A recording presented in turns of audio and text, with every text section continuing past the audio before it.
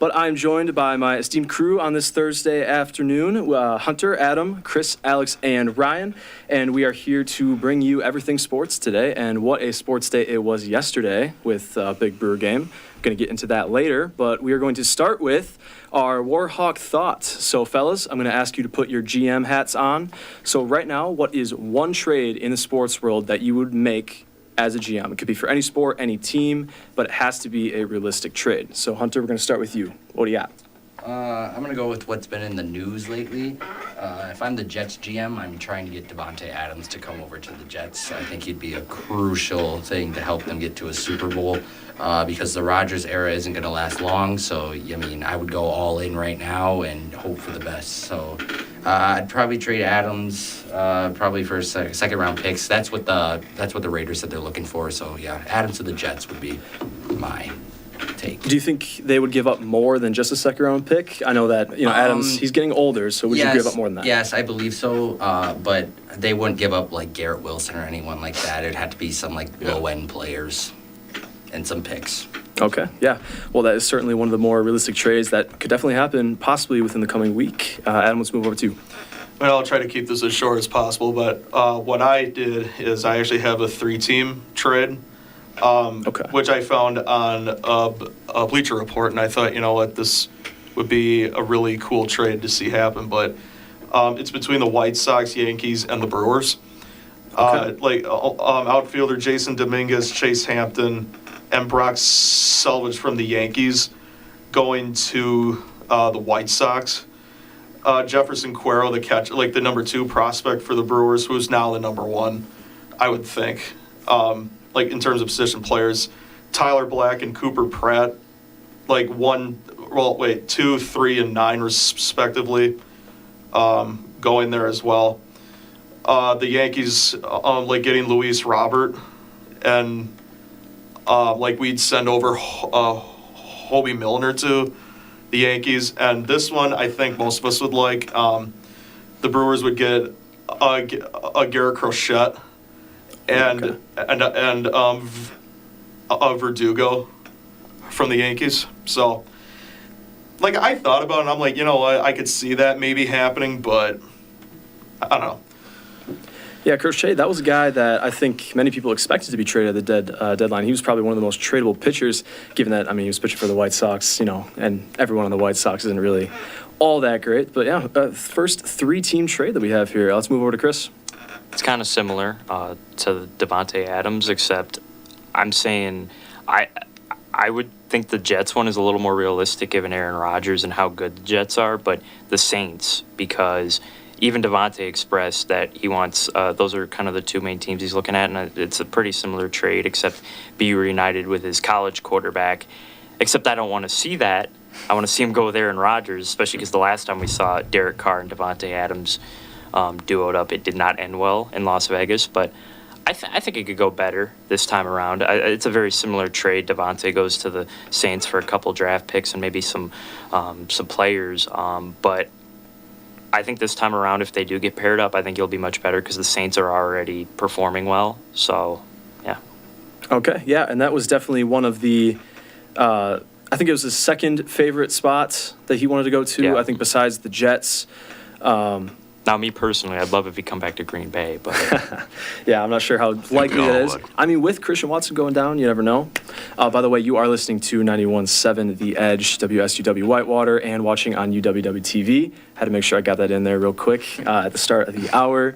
But yeah, I know he went to college with Derek Carr, so that would be a nice reunion. And with how the Saints offense is going, that could definitely propel them to the next level. And move over to Alex. First of all, what are your thoughts on possibly Davante Adams going to the Saints? I think it would be a good move, especially just another offensive weapon on the offensive side of the ball. But I think we'd have to give up something pretty big, I think we have good cornerback depth. So I would say maybe Paulson Adebo, who's been pretty solid for us. He's pretty inconsistent though, so I think it'd be okay to give him up, especially when we brought in Kool-Aid McKinstry as well. I think it's a great pickup, and I think him sliding in there would definitely I think it would either keep our defense the same or improve it. But yeah, I think Paulson Adebo on like a 3rd-round pick or something, or 2nd-round pick would be okay. But Okay. I actually have another trade for the Saints. So Saints offensive line, the center went down, Eric McCoy, like 2 weeks ago. He's out for a good amount of weeks here, so I think I'd make a trade for a Browns center, Luke Weipler, because the Browns have a lot of depth as of now at center. I think they have 3 centers right now. So, and Luke Weipler, I think he's a 6th-round pick. I think last year's draft. So I think it would be a good, just someone else to fill the shoes just until he gets back. I think it would be a pretty good pickup. Okay. Yeah, showing love to the Saints, as always. Moving over to Ryan. Yeah, I have an NBA one here for you guys. Okay. Robert Williams, remember that guy? Going from the Trailblazers to the Bucks for a 2nd-round pick, and Pat Connaughton, maybe a lower-end guy as well. But I feel like the Trailblazers could use one of those like stretch 2s to come off the bench, and that's what Connaughton could fill. And the Bucks really need a backup power forward center to pair with Bobby Portis off the bench, and Robert Williams can provide that. Like you can either put Rob at the 5 or the 4, and Portis at the other one. Like they can interchange, and I think he would just bring that fire and energy power that you could give to the Bucks bench, and they can make a deep run. Yeah, Pat Connaughton is one of those guys that I think ever since the finals, I mean, no one really seems to like him. Everyone just kind of hates on him. I know personally, I know my dad has talked to me a lot about trading both Brooke Lopez and Chris Middleton. I don't know how people think about that, just because they're very long-time Bucks players, but they are getting older, so it might be time to start thinking about those. I was actually looking into a trade for them, but I really couldn't find anything that worked with both those guys. So I went with a trade for the Lakers, because I'm a LeBron fan. So I was thinking that the Lakers could trade with the Washington Wizards, actually, because, the Washington Wizards, that's kind of basketball purgatory at this point. No one really wants to play for them, and they're not a very good team. So I would have them probably getting either Malcolm Butler or Sadiq Bey, and also Valanciunas, and I would have them giving up Christian Wood and D'Angelo Russell. D'Angelo Russell is just a guy that, he has his stretches, but I don't like the guy. He just doesn't show up when it matters most. So with that being said, enough talking about the Lakers. Let's move on to our first topic, actual topic of the day, Milwaukee Madness. Now, I know our show is a pick show, but we just can't not talk about this. That was an absolutely electric game by the Brewers yesterday. Bottom of the 8th inning, our rookie Jackson Chourio hits a home run, 2nd of the game to tie it up, and then Garrett Mitchell playing hero ball to keep our season alive. And now tonight at 6 o'clock, which is right when the show ends, that is the 3rd game of the series. So, fellas, I would like to know basically what your takeaways are from last night's game, and I guess your preview going into this game, because this could be the end of the Brewers season. So we're going to start with Ryan. What do you got? Yeah, so I went more of like a stat route from Chourio last night because he had a fantastic game. I also threw in a preview for today as well, but Chourio last night became the 2nd player in MLB history to hit 2 game-tying home runs in a playoff game. The other one was Babe Ruth, 1928 World Series, Game 4. On top of that, he also became the 2nd youngest player to have a multi-homer playoff game. Andrew Jones, being the other one, Game 1 of the 96 World Series. Also became the 2nd rookie ever to hit a game-tying postseason home run in the 8th inning or later. Derek Jeter's Game 1, 1996 ALCS home run was the other one. And it was the first multi-homer playoff game in franchise history. And also the 2nd time a leadoff home run happened for the Brewers. Corey Hart was the other one, Game 6, 2011 NLCS. Preview tonight, Tobias Myers bump day. Got to be excited about that one. I think the Brewers need him to go at least 5. Their bullpen has been being used way too much. Payamps was used the last 2 games. He better not come in tonight because he's not looked great when he comes out of the pen. Joe Ross looked fantastic. Devin Williams looked fantastic as well. Trevor McGill is amazing. There's other guys too, but the offense just has to jump on Jose Quintana tonight, take advantage of his slower velo he has from the left side, and they did that last Saturday actually when they played the Mets, and they won that one, I believe 6-0. They just got to work his counts, get his pitch count up, make him throw strikes, and just ride momentum tonight. Yeah, definitely an interesting pitching matchup between Myers and Quintana. Myers comes in with a 3 ERA. It feels like with both these pitchers, they either have a good game or a not so good game. So we just kind of have to hopefully be on the good side of that one tonight. And moving over to Alex. So the game last night, I mean, it's impossible to pitch Chourio right now. I mean, if you make a mistake, he's not going to miss. For being 20 years old, he operates like he's been in this position before. And it's just like he plays like he's played in multiple postseasons, and it's just great to have a young guy like that on the team. And wow, just seeing Garrett Mitchell's hit in the bottom of the 8th to give the Brewers the lead was just like magical. Like it was an insane thing to watch live, to be honest, and it just had everyone going crazy. And tonight, I think we got to make it a bullpen game. So I think that means trying to run up Jose Quintana's pitch count, because the Mets bullpen is pretty bare as of now. Definitely going to work to Milwaukee's advantage, and the Brewers need to trust the bullpen that has been good all season. And as you know, the playoffs rely heavily on the bullpen, so I think Milwaukee should be able to pull it out, but we'll see. Yeah, I can't believe we got Chourio. 8-year, $82 million contract for a guy that had never played. He was 19 years old when he signed that contract, and now looks like just an absolute steal. I mean, especially with baseball money, you see these guys making $40-50 million a year. For getting him for like $10 million a year, absolute steal. Speaking of bullpen, Devin Williams, I know he pitched last night, just pitched 1 inning. Do you think we might see him tonight again on a back-to-back? I think we could. I think we definitely could, because I mean, obviously we're going to try and get Quintana to pitch as much as he can. But yeah, I think we could definitely see an appearance from him for sure. Do you think we see Edwin Diaz as well then for the Mets? Yeah, we could. I think it's possible. Like early on, because that's what teams will do, is they'll throw their best guy in there in like the 6th or 7th inning just to get out of a jam, and then they'll go to the rest of their bullpen after. Well, I don't think that's a bad take, especially given the fact that this could be, like, this is make or break this season right now. So I do not hate that. I just think I think the Brewers have to consider, also throwing Devin Williams in this game just with how great he's played this season. All right, over to Chris. Well, I think it's a matter of who strikes first and who strikes the biggest. I mean, the last 2 games, the Brewers in Game 1, they struck first, had a good little start early, and then the Mets ultimately got the victory. Last night it was the opposite. The Mets struck first. I think Milwaukee tonight, not just do they need to get the bats going early, they need to get them like really hot, because anything can happen in this series. We've seen that where last night it looked very unlikely for Milwaukee, and then Jackson Chourio and Garrett Mitchell just come up big late in the game and help them out. And along with the bullpen, it's both teams have their strengths and their weaknesses. Devin Williams and Edwin Diaz. It's going to be an exciting game tonight. They're probably going to pitch. I think Williams, you pitch him because he only pitched 1 inning last night, and so his arm's somewhat fresh still, and it's a very important game. You got to have your best guys out there. It's make or break. It's win or lose, win or go home. Very true. I think he only pitched about 10 pitches yesterday, so you'd think that the arm is good to go, but hopefully the Brewers. You'd hope that Pat Murphy knows what he's doing, essentially. But all right, moving over to Adam. Well, Murph definitely knows what he's doing. He's been coaching a lot longer than Counsell, so that's he was his coach in college, so. But yeah, Jackson Chourio, boy, like to think that a guy who is 3 years younger than me can do something like that for the Crew is just outstanding. I mean, just a photo that I saw of him when he hit that game-tying home run was just something. Like, it gave me chills, honestly.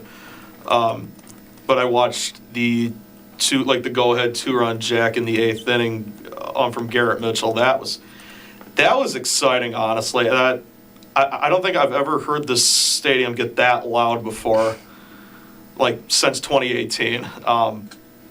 But yeah, that was something. But yeah.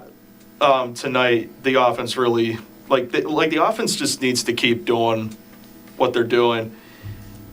The pitching needs to step it up a little bit, because that Mets offense is really dangerous, considering you have Starling Marte, who's batting tonight. He's batting .400 going into this game.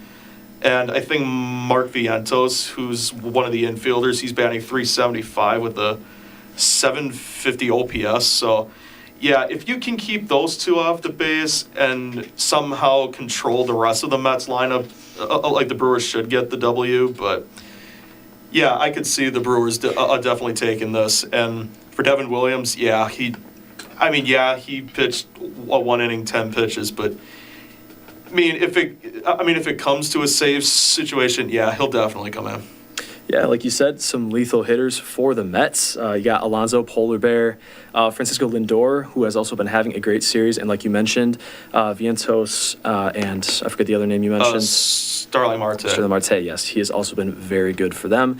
Do you believe that Jackson Chourio, after this game, do you think he deserves the NL Rookie of the Year? Because as of right now, he is not the betting favorite. Yeah, they really need to do one for like hitter and pitcher, honestly. But that's just me. But like after what he did in Game 2 last night, I would say that he should at least be considered to be in the running. If he doesn't win it, I wouldn't be too surprised because honestly, Paul Skeens is probably going to win it anyway, considering he's fantastic. But don't count a Chourio out. I mean, he's definitely in the top 3 in terms of winning that award. Yeah, a lot of very impressive rookies in the MLB this year. Paul Skeens currently is the betting favorite at minus, probably, I cannot say that on air, I don't believe. We do not talk about betting here on Hawk Talk. We don't do that, so we're not going to do that. Probably a good idea. Yeah, so let's move over to Hunter and not talk about betting. I just have one takeaway from the first 2 games. The Brewers' errors have led to runs, which have been very key in this series. Yesterday, Marte scored in the second. That was off Montes, who dropped the ball at first base on an easy out. So I think at the defensive standpoint, if they, lock in, I'm going to say, and, play good tonight, I think the Brewers should win this one easily. I mean, the Mets, I respect them. They went on a good run to make the postseason, but I think the Brewers should take this one easily. Yeah, and the Brewers are certainly known for their hitting. A little bit surprising that we've seen this many errors, especially in these first 2 games. You got to play clean baseball. I mean, that's what playoff baseball is all about. That is why October baseball is as good as it is, because you just have to play clean baseball if you want to win games. So Brewers and Mets, 6 o'clock tonight. Hopefully the Brewers can take it, and then they will face the Phillies in the next round. That certainly will prove to be a tough series for the Brewers. And with that being said, we're going to move on to our third topic, which is basically the main topic of the show on Thursdays, which is Week 5 is live. Week 5 picks. Last week, gentlemen, we went 11-5. Absolutely fantastic week. I think one of the big ones that we predicted was the Bears, I believe, over the Rams. That was a great call. Fortunately, you got the Packers one wrong. Gave us a little bit of hope, almost came back there, but man, they just really did not start off great. But yeah, 11-5 last week, so hopefully we can continue on and get a lot of these right. So we'll spend a lot of time mainly on this first game, 7:15 tonight. We have the Tampa Bay Buccaneers and Atlanta Falcons, big NFC South matchup. So we're going to start with Chris. Who do you have in this game, and what do you think is going to be most important in this game? I got Tampa. I think both teams are really good this year. The NFC South is looking a little stronger than it has in past years with Tampa, Atlanta, and New Orleans. Obviously not Carolina, but I just got the Buccaneers. Baker Mayfield's been playing really hot since he joined Tampa, kind of taking over what Tom Brady left behind. He obviously he's not a Tom Brady, but he's been doing really good, doing his job, and just slinging the football. While the Falcons, they're very impressive. Kirk Cousins and that offense. They got a good defense and a good secondary. Justin Simmons and Jesse Bates. It's going to be a very close game, I think. Like as is a lot of divisional games, it's a very big rivalry game. But I think Tampa gets it. I think with the receivers Tampa has, I think they'll be able to get past that secondary. You got Mike Evans and Chris Godwin. I believe Mike Evans is the most underrated player in the league with the numbers he's put up and the little recognition he gets. But I think it's just that passing game. If Mayfield can be in sync with Evans and Godwin past that secondary Atlanta has, I think they win. Yeah, speaking of Mike Evans, I think he's about 8 or 9, 1,000-yard seasons straight, which I believe only Jerry Rice has more, which, I mean, that's just elite He's company. also got the longest streak starting his career. He's at 1,000 years every year of his career. Yeah, definitely underrated. I don't think he gets talked about. I don't think it's because he's just not a flashy player, in my opinion. Yeah. I mean, he's taller and, he can go up and get it, but he's just not the most, like Randy Moss, he had a personality. Jerry Rice just put up insane numbers. So Mike Evans definitely is a little bit under talked about. So you've the Buccaneers in this game, and let's go over to Alex. Who do you have in this game? I'm gonna have to agree with Chris on this one. I'm gonna take the Buccaneers as well. It is a divisional matchup, so I mean, it could go either way. I could see both teams. I could see either team pulling this one out and winning, but I'm gonna have to take the Bucs. Although it does pay me because I do not want the Bucs to take a 2-game lead in the NFC South. I want the Saints to be able to catch up a little bit, but yeah, I'm taking the Bucs. I mean, the Falcons really just need to prove themselves on offense. I mean, last week not scoring a single touchdown just is not great offensively. That's not how you want to play. I guess it's going to come down to how the Falcons play offense. If they can get the ball out, I'd like to see them utilize Kyle Pitts a little better than they have. They're kind of just tossing it in. They're not really giving him like actual plays. It's almost like they're dooming him in a way. But I don't know. I'd like to see how the Falcons play against this Bucs defense. It's definitely gonna. It's gonna come down to the Falcons offense, and I think the Bucs are just overall a better team. I think the Bucs pull it out for this one. Yeah, Kyle Pitts has been dooming fantasy managers for almost 3 years now. Yeah. I have him in one of my leagues, and I was like, this year's going to be different. He's got Kirk Cousins, and That's where they get you. Unfortunately, that's not happened. So, speaking of this is a NFC South matchup. So, do you think that the Buccaneers, in your opinion, are the biggest threat to your New Orleans Saints? 100%. Baker Mayfield. Ever since when he first went to the Bucs, I was like, "There's no way." I mean, Baker Mayfield on the Browns was something. Him on the Panthers was just. I don't know if it's the It must have been the organization because now he's going crazy in Tampa, and he was on the Rams for a little bit as well. He actually had some pretty good games on the Rams, but at first I was like, "There's no way he brings Tampa back," and he did. So it's kind of unfortunate to see, but yeah, the Bucs are definitely the top runner and are definitely a huge threat to the Saints for sure. Baker Mayfield might be an underrated quarterback. Moving over to Ryan. Who do you have in this game tonight? I love me some big Kirko. Love me some big Kirko chains, and I think he gets the job done tonight. Very, very good divisional game. Definitely going to be a shootout, and I think both quarterbacks, Kirk Cousins and Baker Mayfield, do go over 250 yards passing easily. I think the defenses are going to get sliced up, and we're just going to see a great offensive game. Who do you think is going to be the X factor in a matchup like this? I'm going to say Bijan. He has not performed as well as his talent as well as we know.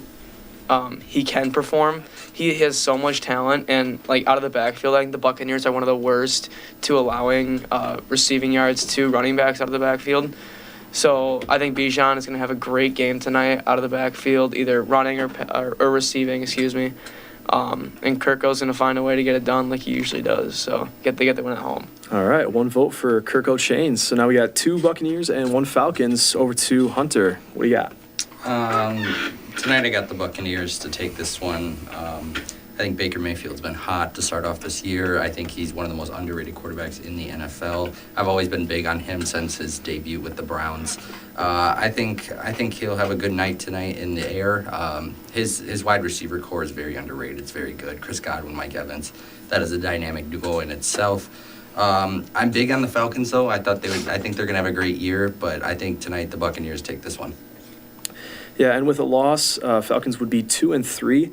Like you said, I did think going into this year, I thought Falcons would take the division, especially bringing in a veteran, experienced quarterback such as, Kirk Cousins. And then, drafting Penix Jr., in the offseason was a little bit questionable. So they're cooking something over there. Not sure exactly what it is, but I agree they should probably have a strong finish to the season. And over to Adam. I'm going to be riding this ship with the Buccaneers. No pun intended. Okay. No, actually, no, I'm kidding. It's pun intended. But, no, I'm definitely going with the Buccaneers because, don't get me wrong, I mean, Atlanta is good. They're making a bit of a resurgence, but, I mean, the way that Baker Mayfield's been playing all year, I just don't see how, Atlanta's defense can keep up with them. So, yeah, I'm definitely going with the Buccaneers this game. Okay, and then I'm also going to go with the Buccaneers this game. I think this is going to be a little bit more of a defensive matchup than people think it is. That seems to happen a lot with these Thursday night matchups. They don't tend to be really high scoring, unless it was the Bills and Dolphins and Tua got hurt again. So Don't know when he's coming back. But either way, we're going with the Buccaneers for Thursday night. And let's get to the rest of the slate. Moving on to the New York Jets and Minnesota Vikings. Vikings 4-0, one of the two left undefeated teams. So we're going to start with Hunter. Who do you have in this matchup? This is actually going to be my upset of the week. I got Aaron Rodgers to go into Minneapolis and beat the Vikings. They're actually They're in this London. week. They're in They're London. in London. Yeah, this is the Really? big London game. I think that's Yeah, I think that's like 8:30. 8:30 in the morning. I gotta wake Oh, up I for hate that those. now. Yeah, gotta Messes wake my up. fantasy All team. right, every go into London and beat Saturday the night. Vikings. I guess I totally forgot about that. We're crossing the pond. Yeah. Yeah.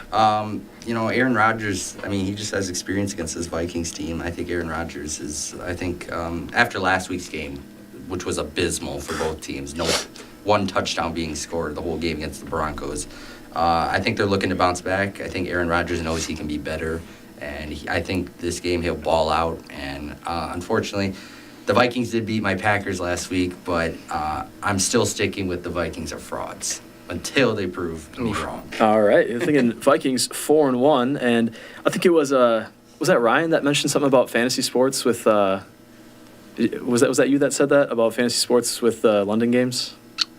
No, Oh, that was me. That was you. I Oh, that think was it Alex. Okay. I don't remember what year. I think it was last year, but like Chris Olave was out, or he ended up being out, and it was like a London game. And I remember like taking him out of my lineup in like a minute before the game because it was like 8:30 in the morning, and I was not ready for that. But it's scary when they're No, questionable. that's definitely happened to me before.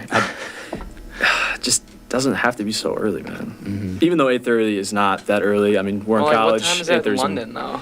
I don't know. I think they're like a few hours ahead. I'm pretty Yeah, they sure. have to be. I could be wrong though. I don't know. It's probably like a 3 o'clock game for them, to be honest. But I think They're I don't 6 know. hours ahead of us. 6 hours Oh, ahead. 6 hours, okay. Also, what does that make that? That makes So it. that makes like 2 in the 2:30 in the Yeah, like at afternoon. 2:30, Yeah. So you want it at noon, Zach? You have to wake up 6:30 then. Oh, jeez. Yeah. Okay. Too early. Anyway, moving over to Adam. Who do you have in this game? I'm riding the Jets. Okay. I'm riding the Jets train because, yeah, as my friend here says, Rodgers just has that experience against the Vikings. So, yeah, I don't see how I could see this being a closer game, but overall, I think the Jets will upset the Minnesota team. So. Okay. Yeah, that is 2 picks for Rodgers going into London and taking down the undefeated Vikings. And over Chris, do you agree with that? It pains me to say this as a Packer fan, but I think the Vikings take it. Ooh. It sucks. Ouch. It sucks, but part of me is actually kind of like believing in Sam Darnold a little bit now because I think a big thing about Sam Darnold was he's never really been on a good offense. He was on the Jets before, Aaron Rodgers, and they had nothing. And then he went to the Panthers and did decent there. And then I know he was in San Francisco, but he was a backup there. He couldn't play much with Brock Purdy as the starter. And now he's with the Vikings, and he's got guys like Justin Jefferson and Aaron Jones in that offense, and he's been doing pretty well. And I think he keeps the high hand going against the Jets. I think it will be a close game. I think Aaron Rodgers isn't going to go down without a fight like we've seen in the past. Typical Aaron Rodgers. I think the Vikings offense has been super good this year, and I think they take the win in London. Yeah, people forget this is a revenge game for Sam Darnold. The dude has been playing, and people forget he was I think 3rd overall pick or something like Yeah. that. So he definitely has the talent. And Kevin O'Connell, I think he's got a bid for Coach of the Year with how he's got Sam Darnold playing. And let's move over to Alex. I'm also gonna ride. I'm gonna ride with Chris. I'm taking the Vikings here as well. I think it just gets to a point like when do we stop calling a team a fraud? You know what I mean? I mean, it's hard to get undefeated, and when you're undefeated, it's kind of you look back at the schedule and you're like, well, these teams aren't that great who they versed. But I think the Vikings might be real. I mean, nobody really expected it, but they might be real here. And the Jets had a really bad week against the Broncos. Like the Broncos are the highest blitzing team in the NFL, and the Vikings are right behind them. So that really proved to be a struggle with the Jets' offensive line. So the Vikings blitz as much as they have been with Andrew Van Ginkel off the edge and stuff. I don't see the Jets coming away with a win here. I think the Vikings are just a scary team right now. And yeah, Aaron Rodgers knows the Vikings, but I just don't think it's enough. I think the Vikings are really solid, so I'm taking the Vikings here. Yeah, kind of surprised we haven't seen that New York Jets offense click. I mean, they have so much talent with Breece Hall, Garrett Mitchell, Rodgers. We just really haven't seen them take that next step towards becoming a really good offense. maybe that could be Aaron Rodgers' fault. I have no idea. But moving over to Ryan. Yeah, I'm gonna agree with Alex here. I like the Vikings going to 5-0. As much as it pains me to say, I was at the game on Sunday, and it was like Sam Darnold looked like a legitimate MVP candidate. He was making some very good reads and stuff, and I think he just gets revenge on his old team and shows him why he was a third overall pick eventually down the line in his career. So, Did you have a good time at the game, even though they did end up losing? it was a very good time. It was a wide range of emotions. I mean, first half was horrible. The crowd we were booing, and then you get to the second half, and after I believe it was Tucker Kraft's touchdown, the place erupted. Like, we were like, oh shoot, we have a chance right now. And then you get McKinney's interception, and you're like, oh shoot, we have a chance right now. And then I think it was Kraft again who fumbled it, and we were like, well, let's go home, I guess. There's your dagger. Yeah. As Wayne Larrabee would say. It really seemed kind of similar to the Bama-Georgia game. I don't know if Yeah. you guys saw that Yeah. over the weekend. Um, Fantastic I game. think Kevin Harlan said that on the broadcast, like almost like the same kind of outcome. Yeah, very close to being a comeback. And that's kind of encouraging, too, I guess, from Jordan Love, just to see that kind of comeback being able to be made, especially coming off of that, I think it was MCL injury. And, yeah, he did throw some pretty bad balls, I think 2 or 3 interceptions he had. Very bad passes, but it was definitely encouraging to see him come back from that. And I'm also going to go with the Vikings in this game. I don't think they're frauds. Personally, that's just me. I mean, 4-0, especially with the way that they beat up on the Texans. I mean, man, Texans are a good team. So, I mean, I like what I'm seeing from them. And moving on, we're going to go into what seems to be a gross matchup between the Panthers and the Bears. And let's start with Alex. Who do you have in this game? So I'm going to ride with the Bears here. I want to live in a world where the Bears are a solid team. I don't see Andy Dalton's kind of resurgence here being enough for the Bears defense, or being enough to get past the Bears defense. I think the Bears just have a really good defense, and that's definitely their strong suit. I really don't see the Panthers being able to do anything against it. I do want to see Caleb Williams have a good game, though. I do want to live in a world where the Bears have a good quarterback and they have a good offense. Haven't really been able to see anything yet. Rams game was a little bit of an eye opener, but I think the Bears take it out here. I think it's Yeah, Bears fans are waiting for that one game by Caleb Williams to let him know he is the guy. Moving over to Ryan. I like my life right now where the Bears are horrible, and I will be perfectly happy if they never find a quarterback. That will make my day, life, year, whatever you want to call it. And this is my upset pick, one of two, and I have the Panthers beating the Bears. Andy Dalton is him, all right? He's going to get it done. Caleb Williams has done nothing but think he's still playing in the Pac-12, and he can just run wherever he wants to. His O-line is not that good. I know their defense is good, but I think the Panthers get this win, and Andy Dalton looks very good. Okay, so far I believe that is the biggest upset pick of the week. And over to Hunter, do you agree with that? As much as it pains me, I think the Bears are going to take this one. Their defense, to start off, has looked very good. They have yet to give up over 20 points in a game. Their only problem is their offense, which is very odd because if you look at their offense, it's absolutely stacked. I mean, their offensive line has been very abysmal for Caleb Williams to get the ball off. But, I mean, I think the Bears take this one. I think it's going to be somewhat of a sloppy game. But, I mean, I'm big on the Panthers right now, but I think the Bears take this one at home. Okay, so I believe that is now 2 for the Bears and 1 for the Panthers. Over to Adam. I'm going to have to go with the Bears as well, as much as it hurts me to say it. Like, as much as the Bears' offensive line, like, the way it is, like, how bad it is, somehow I can see them protecting Caleb Williams just enough, like, for the Bears to get the win. So, Yeah, it's kind of hard to tell with how Andy Dalton's playing if this offense is actually good or if it's just not. Because, I mean, Andy Dalton, he's operating at a very high level, and we don't know if this offense is actually good. It's just kind of waiting to see if they go up. I mean, this is a good test because they're going up against an elite defense, so we'll see if they can pull it out. And over to Chris.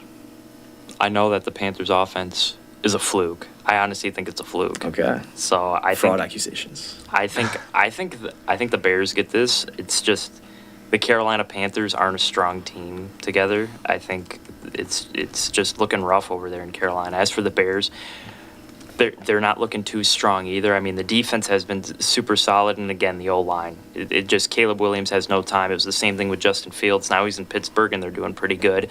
But I think the Bears have enough to take down the Panthers. I know that I saw DJ Moore, some things about him recently not being too happy, being used kind of as like not as highly as the past, as last year in his first year with Chicago, because now they got Keenan Allen and that rookie receiver. What's his name again? Rome Odunze, I Yep, believe. yep. And DJ Moore just hasn't been, especially last year, he was kind of a deep threat. This year they're using him more for like the short routes, and he's not getting as many yards and putting up big numbers, and he's not too happy with that. Yeah, so it looks like this crew is going to go with the Bears. I actually did also have the Panthers in this game. Yes, I agree Zach. with- Yes, I- Zach. Got you, Ryan. No, Zach, no. I do agree with Hunter when he said it was a sloppy game. I think it's going to be a very sloppy game. Yeah. But I do think that the Panthers, I mean, I'm going to believe in the Red Rocket. I'm going to believe in Andy Dalton. However, this crew is, unfortunately, we are going to go with the Bears, even though, we live in Wisconsin. But we're going with the Bears. I hate saying that, but So, moving on to You a need both. much, much better matchup. Baltimore Ravens and Cincinnati Bengals. One could say this might be game of the week. And let's start with Adam. I'm going with the Ravens, honestly, because I'm still buying the whole like Jackson Henry combo. Because honestly, I just don't see the Bengals defense being able to take down King Henry. So, or even catching up to the speed of Lamar Jackson. So, yeah, give me the Ravens to win this one. Yeah, Derrick Henry with, I believe, over 150 yards rushing in back-to-back games. Looking good for the Ravens. Over to Hunter. I'm actually going to go with the Bengals here. I got a lot of upsets this week, so this is another one. The Bengals are off to a very bad start, but we've seen them in the past years. I mean, this is how they've started, and they're a very good team. We know they're a very good team. They were in the Super Bowl 3 years ago, so they're obviously competitors. I think that I'm only taking the Bengals because this one's at Cincinnati, so I think Joe Burrow has himself a day. I like the Ravens, but I think the Bengals take this one at home. Okay, and now we are split 1-1. Over to Ryan. I love this Derrick Henry Lamar duo, like Adam, same as Adam does, and I think they're gonna run all over this Bengals defense. I don't like what the Bengals are doing this year at all. They are not looking good. They won last week, didn't they? I think they did. They did. Yes. Yes. Because Like- they played. Oh, they played the Panthers. Yes, yeah. yes, of Game we were course, just yes. talking about. And I had the Panthers in that one as well. But I mean, they didn't look great against the Panthers. But Derrick Henry and Lamar, that's a lethal offense right there. Okay, that is 2-1 to the Ravens. Over to Alex. I'm going to have to stick with the trend here. I'm taking the Ravens as well. I think offensively, I think the Ravens are going to be able to just dominate this Bengals defense, excuse me. I think this is a game where Mark Andrews finally gets some action here on the offensive side of the ball. I can definitely see him doing pretty good. This Bengals secondary has not looked good at all. I think it is a divisional matchup. It is going to come down to how the Bengals play, how Joe Burrow and the offense go. Jamar Chase, I think, is going to have a pretty good game here for sure. He's been pretty solid last week. Yeah, I'm taking the Ravens here. I think the Ravens just overall have a way better offense. I think they're going to destroy this Bengals defense. I think it's going to be a Ravens here. Okay, predicting a Mark Andrews sighting, something we've not seen this year. Surprisingly enough, He's been playing left tackle mostly. Yeah, I was gonna say he's mostly blocker. He's usually a top 3 tight end in the league. And over to Chris. Who do you have in this game? I hate to say it, but Baltimore. And I hate to say it because I'm a big Joe Burrow guy. Okay. I love Joe Burrow, Joey but Burr. I think the big problem in Cincinnati is they're just not clicking well together, I think. And a big thing I've seen is Jamar Chase seems very displeased. He just hasn't seemed like the same Jamar Chase we saw the past couple years with Joe Burrow. As with that running duo in Baltimore, it's been so good. Lamar Jackson and Derrick Henry last Sunday, that big game between them and Buffalo. I thought Buffalo was going to go in there and win. Baltimore showed that they're, I think, quite a team with especially just that duo alone in Jackson and Henry. And Henry broke off that huge run I'm excited to see how this game will go. I think it's another divisional game. It'll be close, but I think Baltimore takes it, and I think Derrick Henry has himself a big day against this Bengals defense. Okay, it seems like this crew is going Ravens. I am also picking the Ravens as well. The Bengals, I mean, they're a team that for the past couple of years now, they have just not started off right. I think 1-4 last year before they started turning things on. But I also have the Ravens. I think the Bengals have dug themselves too deep of a hole. And, I mean, if they lose this game, I mean, we're talking about them not making the playoffs here. So, anyway, moving on to another ugly matchup here in the Miami Dolphins and the New England Patriots. And let's start with Hunter. I'm going to go with the Dolphins in this one. I think Huntley will click in this one. I mean, since Tua's got hurt, I've just been big on, they have some of the best receivers in the game. Use them. I mean, I understand it's hard as a backup quarterback, but, I mean, you got Tyreek, you got Waddle, you got a good tight end. I mean, you got to use your players who you got. You got Achane. I mean, I don't think this team should be 1-3 right now. I think they should have beat Tennessee, but yeah, I'll take the Dolphins in this one to bounce back at New England. Okay. Yeah, very surprising just to see NFL backup quarterbacks not being able to throw the ball down the field. I mean, that's kind of your job, especially in the NFL. Just even being a backup, you're supposed to be able to throw the ball at least 40, 50 yards. So. Besides Malik Willis. Besides Malik Willis, yeah. Run that thing, big even dog. if he did play very well for the Packers. But, wow. All right, over to Adam. What do you have? Actually, I'm going to have to go with the Pats. I just think that Jacoby Brissett can, I think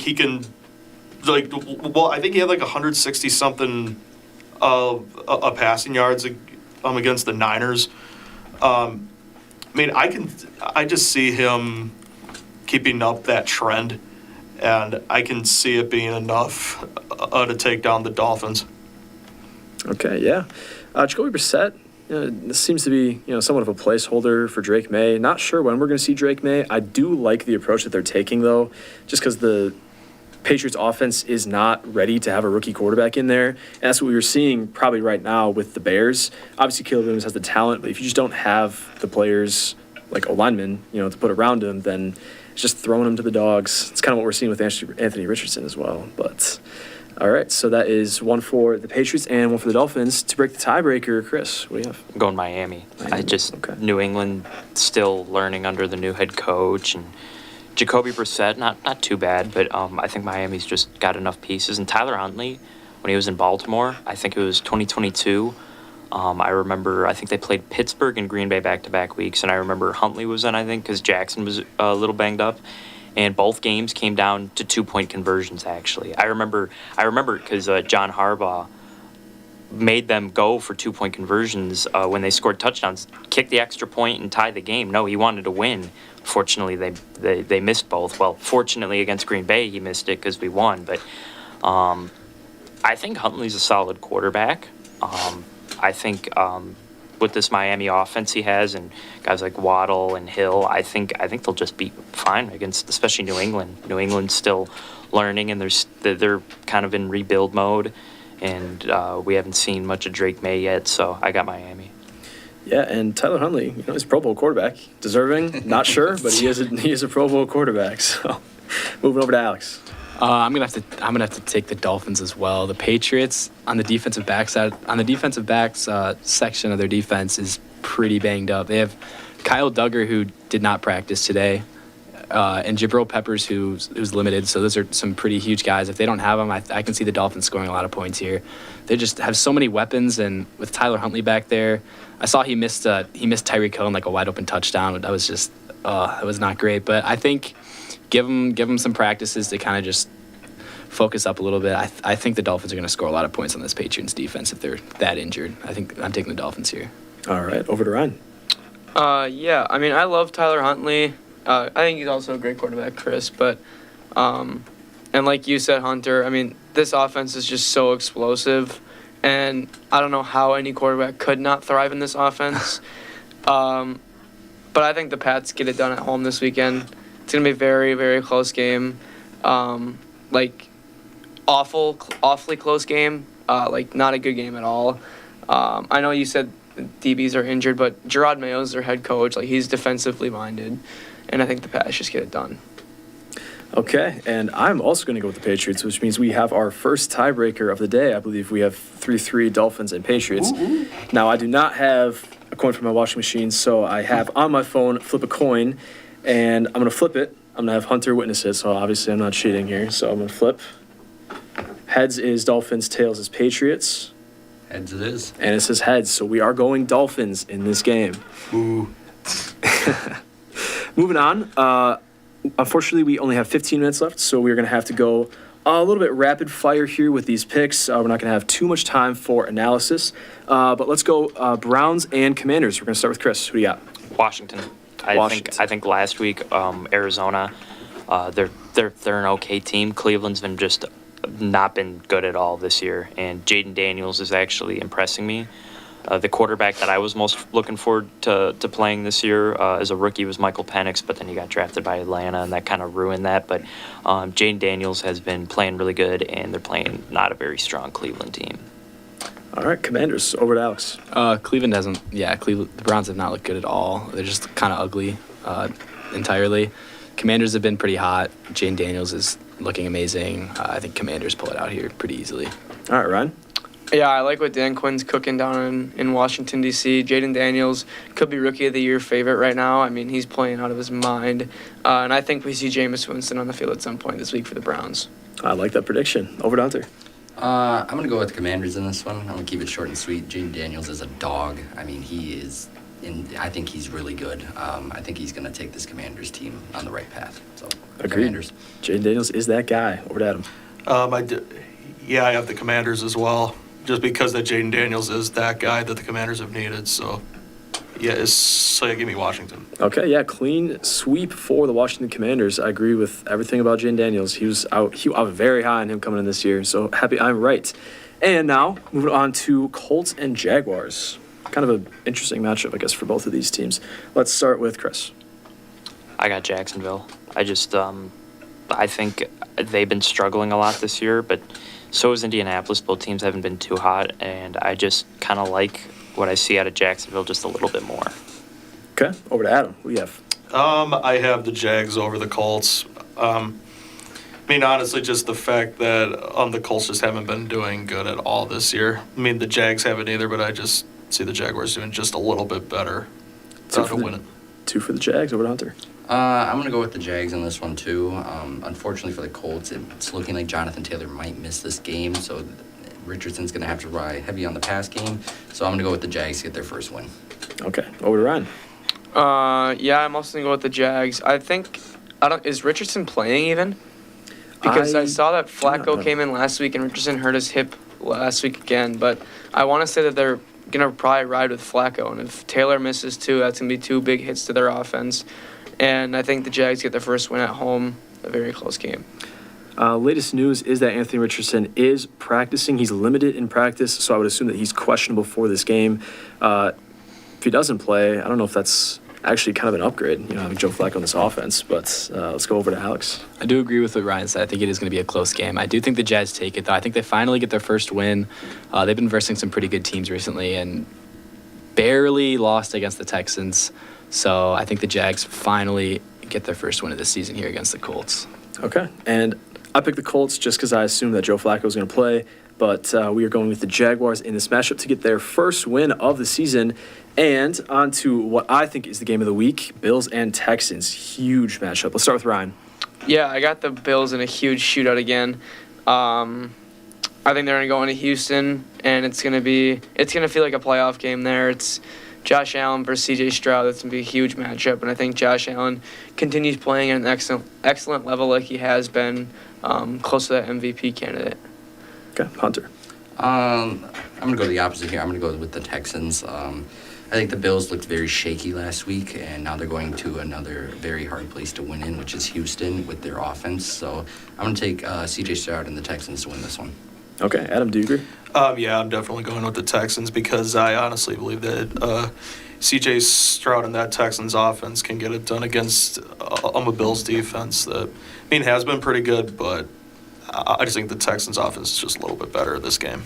Okay, Chris, you going to continue the trend? No, I'm going the Bills. I think Josh Allen's been playing at a very high rate. I know last week was a tough game. It was against Baltimore, though, and Baltimore was pretty solid. It's always Houston, but I think Buffalo bounces back against the Texans this week. Okay, and Alex. These teams are very interesting. I memean, they've won against pretty bad teams, and when they go to verse actual good teams, they both get blown out. I'm taking the Bills here, though. I just think I think the Bills are just a better overall team here. Okay, and I'm also going with the Bills. At this point, I think I'm just betting on the Even better though you're wearing a quarterback. Texans jersey. I am wearing the Texans jersey. I know. This is just DeAndre Hopkins. He's not playing for the Texans anymore. That looks so. like Davis Mills to me there, Zach. Davis Mills. I mean, hey, not a horrible quarterback. No. I mean, not a horrible quarterback. I mean, he was the one that led them to the C.J. Stroud era. But I'm going with Bills, regardless of what jersey I'm wearing. And moving on, we got Raiders and Broncos, another interesting matchup to say the least. Let's start with Adam. Well, I'm taking the Broncos over the Raiders. I still believe in Bo Nix, as I've said many times before. So, yeah, definitely give me the Bronx. Definitely has the time to get it done. Let's go with Hunter. I'm going to go with the Broncos in this one, too. The Raiders are Adams is not going to play this weekend, so I'm going to take Bo Nix to get the W. Okay, that's 2 for the Broncos. Over to Ryan. Yeah, I think Bo Nix actually throws for more than 60 yards this Sunday, and I think he has a very decent game. I'm also a big Bo Nix believer, and I think the Broncos defense comes up big near the end of the game. All right, 3 for the Broncos. Alex, are you going to continue the trend? I'm going to stick with the trend. I think Cortland Sutton and Bo Nix are going to have a good game. I really want to see Bo Nix succeed, and I think they're going to do pretty good in this divisional matchup against the Raiders. I'm taking the Broncos. Okay, Chris, clean sweep.